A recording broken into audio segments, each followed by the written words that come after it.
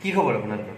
আজি আমি বনাম চিলি চিকেন। চিলি চিকেন বনাবৰ কাৰণে আমাক দৰকাৰ হ'ব চিকেন 400 গ্ৰাম মান, ময়দা, ডিম, পিঁয়াজ, কেপচিকাম, নহৰু, আদা নহৰু ভালদৰে কৰি থোৱা পেষ্ট, ইলাইচি, লং, দালচিনি, ৰেড চিলি, জালুকৰ গুড়ি, ধনিয়া গুড়ি, নিমখ, জিৰা গুড়া, ৰঙা জলকীয়া পাউডাৰ, কৰ্ণফ্ল'ৰ, চয়া চচ আপোনাৰ, আৰু এইফালে টমেট' চচ, চিলি চচ আৰু ভিনেগাৰ। চিকেনখিনি বনাবৰ কাৰণে আমাক প্ৰথমতে মাংসখিনি মেৰিনেট কৰিব লাগিব। মাংসখিনি মেৰিনেট কৰিবৰ কাৰণে আমি প্ৰথমতে ইয়াত অলপ বেছি পৰিমাণে নহৰু আৰু আদা পেষ্টখিনি দিম। ইয়াত দিম আমি জলকীয়া গুড়ি, জালুকৰ গুড়ি অলপমান, আৰু অলপ বেছি পৰিমাণে, যিহেতু চিলি চিকেনত আপোনাৰ জ্বলা পৰিমাণটো বেছি ৰাখিব, গতিকে জালুকৰ গুড়িটো অলপ বেছিকৈ দিম। অলপ ধনিয়া পাউডাৰ,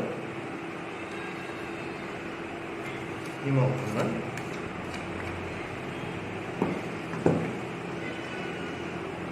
ইয়াত আমি দিম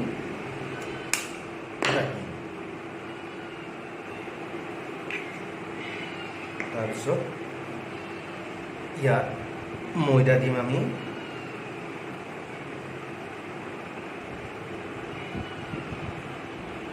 4 চামুচ।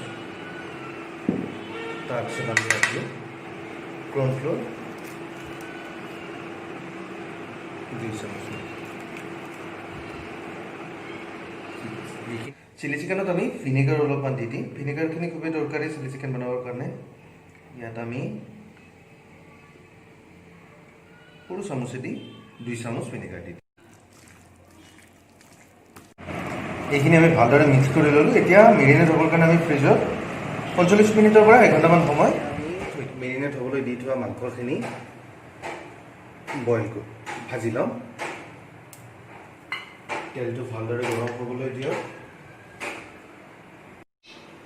তেলখিনি ভালদৰে গৰম হৈছে। আপুনি মাংসখিনি পিচ হিচাপে ভাজি ল'ব। গোটেইখিনি মাংস একেলগে নিদিব। গোটেইখিনি মাংস একেলগে দি গ'লে এইখিনি মাংস আঞ্জা হৈ যাব আপোনাৰ।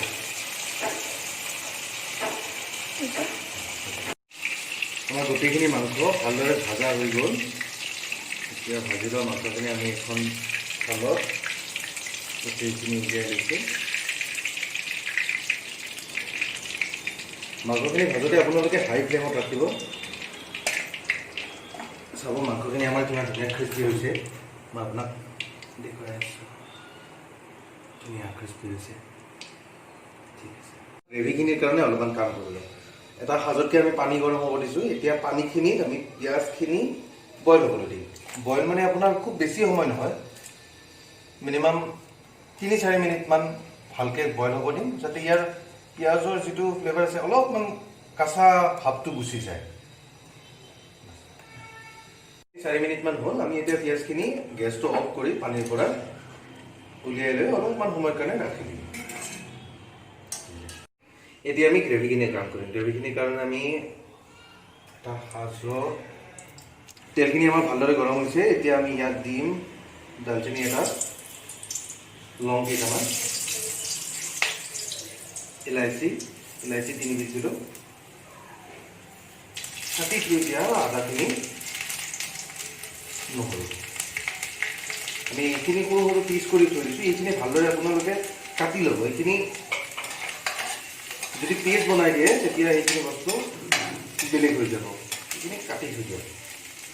আৰু এতিয়া আমি দিম আমি বইল কৰি থৈ দিয়া পিঁয়াজখিনি, তাৰ লগত দিছোঁ কেপচিকামখিনি,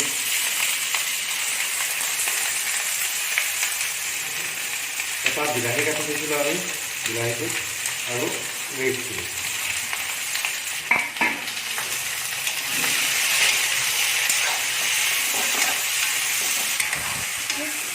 এই সময়খিনিত আপুনি গেছটো হাই ফ্লেমত ৰাখিব। এতিয়া অলপমান সময় আমি তেলত ভালদৰে এইখিনি লগাই লওঁ। এইখিনি অলপমান সময় আমি গেছত ৰাখি এতিয়া আমি ইয়াত দিম টমেটো চচ।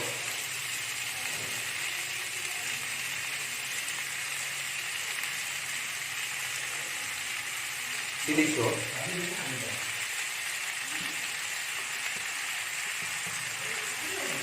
চিলি চচ আপুনি 4 চামুচমান দিব। আৰু এতিয়া ইয়াত আমি দিম চয়া চচ। চয়া চচ খুব বেছি নিদিব, 3 চামুচমান হ'লে পাৰফেক্ট হ'ব। আৰু আমি আগতে কৰ্ণফ্ল'ৰখিনি আমি থৈ দিছোঁ। ইয়াত আমি কৰ্ণফ্ল'ৰ 1 চামুচ লৈছোঁ। 1 চামুচ কৰ্ণফ্ল'ৰ আপুনি ঠাণ্ডা পানীতকৈ ল'ব। গৰম পানীত যদি কৰ্ণফ্ল'ৰখিনি আপুনি লগাই দিয়ে তেতিয়া হ'ব গোটেইখিনি কৰ্ণফ্ল'ৰ মাখা মাখাৰ নিচিনা হৈ যাব। তো এতিয়া আপুনি এইখিনি আমি দি আছোঁ। এইখিনি ভালদৰে অলপ সময় কুক হ'ব লাগিব।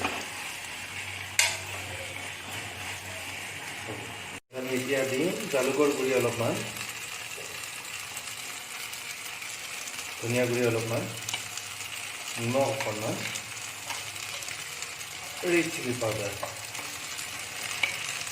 আৰু জিৰা গুড়ি অকণমান দিব। জিৰা গুড়ি এইখিনি ভালদৰে মিক্স কৰি দিয়ক।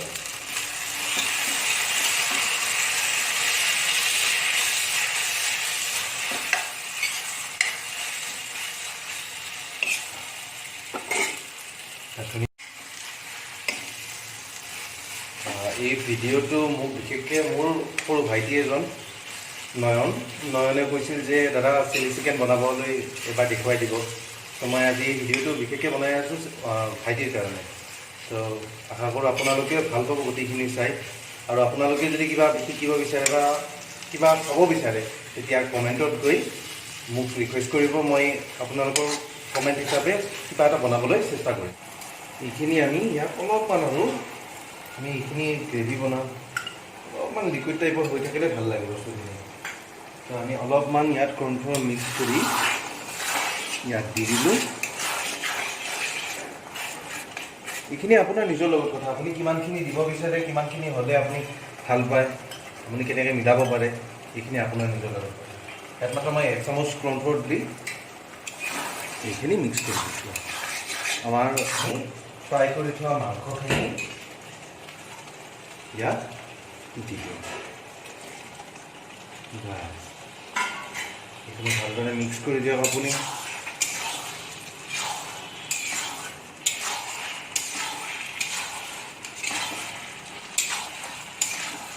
কেনেকুৱা হৈছে ধুনীয়া।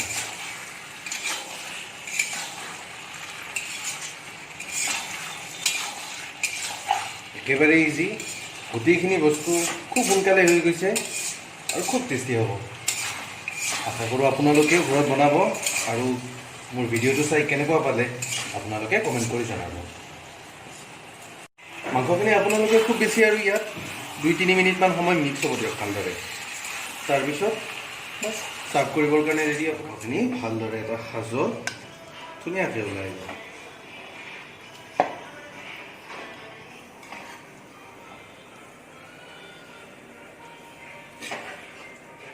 পিঁয়াজ অলপমান ইয়াত দি দিয়ক আপুনি, ধুনীয়াকৈ গাৰ্নিছ কৰি দিয়ক।